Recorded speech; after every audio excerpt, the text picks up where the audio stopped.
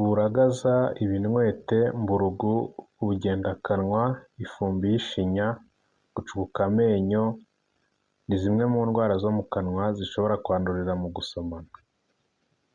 Hashize amasaha make havuzwe inkuru y'ibyabereye ku Gisenyi mu gihe haberaga ibitaramo by'imyidagaduro bitandukanye, aho benshi mu bagiyeyo cyangwa bitabiriye ibyo bitaramo bashobora kuba barahakuye ibyishimo bisesuye, kugeza n'aho bamwe bageze ku byishimo byabo bya nyuma mu ruhame.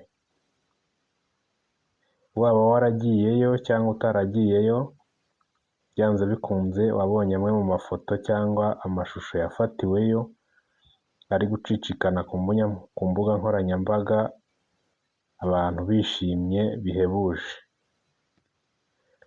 Aka kanya rero nka muganga w'indwara zo mu kanwa, nkaba nifuje kugira icyo nkwibutsa ku bijyanye n'indwara zo mu kanwa zandurira mu gusomana.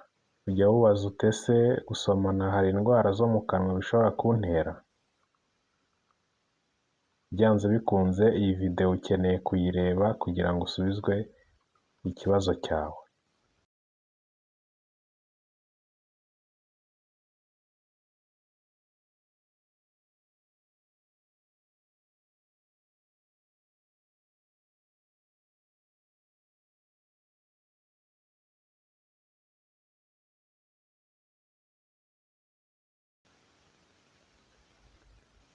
Gira ubuzima wowe udukurikira umunsi ku munsi aho uherereye hirya no hino ku isi, nizere ko umeze neza, niba kandi utameze neza ihangane kandi ukomere, burya kubaho nicyo gishoro. Njye ndi Fideli, ni njye muganga wawe bwite.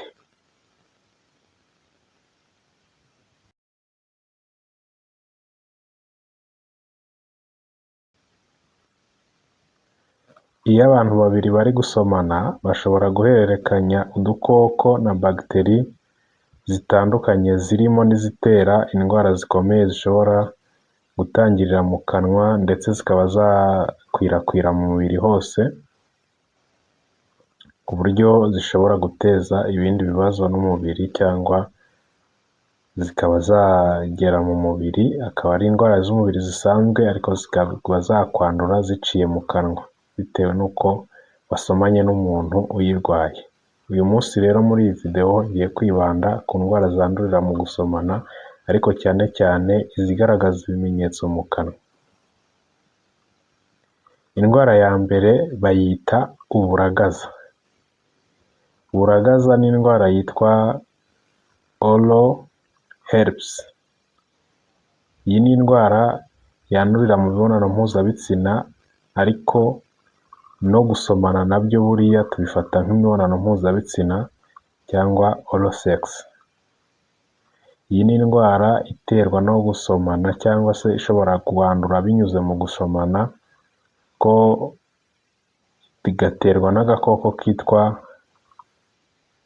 herpes simplex virus. Ikaba ishobora kwandura binyuze mu gusomana, kandi ikaba ishobora gukwirakwira biturutse mu kanwa ikagera no ku bindi bice by'ibanga. Akenshi igaragaza ibimenyetso mu bice by'ibanga, aho iyo igeze ku gitsina igenda ikimunga kugeza igihe kivuyeho kigatakara. Indwara ya kabiri bayita infectious mononucleosis, cyangwa se iyo bakunze izwi cyane ku izina rya kissing disease. Iyi ni indwara iterwa no gusomanwa cyangwa indwara iterwa no gusomana, ikaba nta zina ry'ikinyarwanda ryihariye igira, ariko murayibona ku ifoto uko imeze. Iyi rero ni indwara ishobora gukwirakwira binyuze mu gusomana, ikaba ishobora kukuzahaza nayo kuko igira utublisters turyana ndetse tukazamo n'amashyira nk'uko mubibona kuri iriya foto. Indwara ya gatatu ni indwara yitwa mburugu.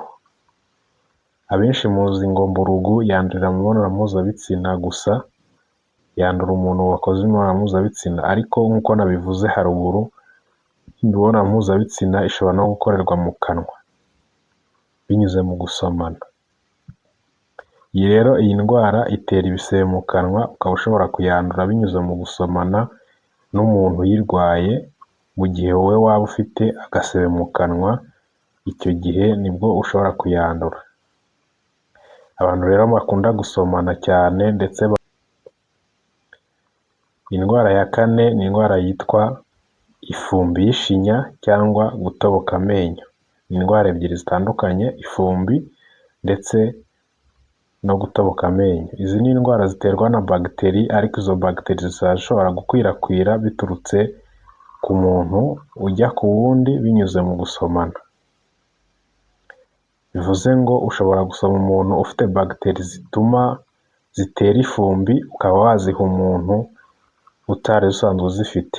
Ushobora gusomana n'umuntu ufite bagiteri zitera amenyo gucukuka, ukaba wazimwanduza cyangwa se we akazikwanduza binyuze mu gusomana. Gusa aha ngaha ku indwara y'ifumbi n'indwara yo gucukuka amenyo hazaho icyitonderwa, kuko iyo umuntu agira isuku ihagije yo mu kanwa, uba ushobora kumusoma ufite izo bagiteri, ariko zagera mu kanwa ke ntizibe activated kubera ko zitabonye miliye iri favorable kugira ngo zibashe gukura zikomeze akazi kazo.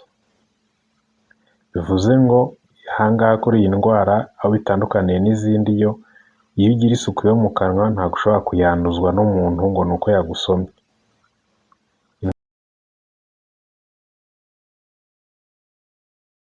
Indwara ya gatanu ni indwara yitwa ubugendakanwa. Iyi ni indwara iterwa na mikorobe zo mu bwoko bwa fungi, ikaba ishobora gukwirakwira binyuze mu gusomana, bitewe n'uko ushobora gusoma umuntu ayifite, cyane cyane ku bantu bafite ubwirinzi bw'umubiri buri hasi cyane, nibo yibasira, kubera ko iyo umusomye uyirwaye afite ubwirinzi bw'umubiri buri hasi, aba afite ibyago byinshi byo guhita yandura iyo ndwara. Niyo mpamvu usanga iyi ndwara ikunze kwibasira abana b'impinja cyane, kubera ko ababyeyi babo bakunda kubasoma cyane. Abashyitsi, uterura agahinja ugasomagura buri kanya ku munwa, uba ushobora kugahereza izi mikorobe zo mu bwoko bwa fungi, zikaba zishobora kukanduza iyi ndwara y'ubugendakanwa. Cyane cyane nanone ababyeyi badakunda kugira isuku y'amabere yabo, igihe wonsa umwana wawe ibere ryawe ridafite isuku, ushobora kumwanduza iyi ndwara y'ubugendakanwa. Iyi ndwara rero kandi umuntu mukuru ashobora kuyirwara binyuze mu gusomana. Ni imwe mu nzira ashobora kuyirwara binyuzemo, ariko si ihame ko buri gihe ayirwara yuko yasomanye. Byumvikane kandi rero ko mu gusomana iyi ndwara nayo ishobora kuhaca.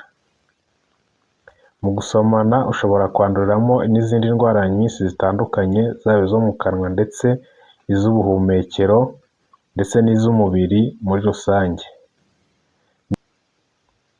Niyo mpamvu tubashishikariza kujya mukoresha isuzuma ry'umubiri wanyu mu buryo busanzwe cyangwa mu buryo buhoraho, kugira ngo mumenye uko muhagaze, mwirinde izi ndwara hakiri kare, kuko iyo zabaye komplike zishobora kubateza ibindi bibazo bitandukanye, harimo no kuba wabura ibice by'umubiri ndetse no kuba wabura ubuzima muri rusange. Kora subscribe rero kuri channel yacu, maze ukomeza kubona video zacu ku gihe, ukomeze ugire ubuzima buzima.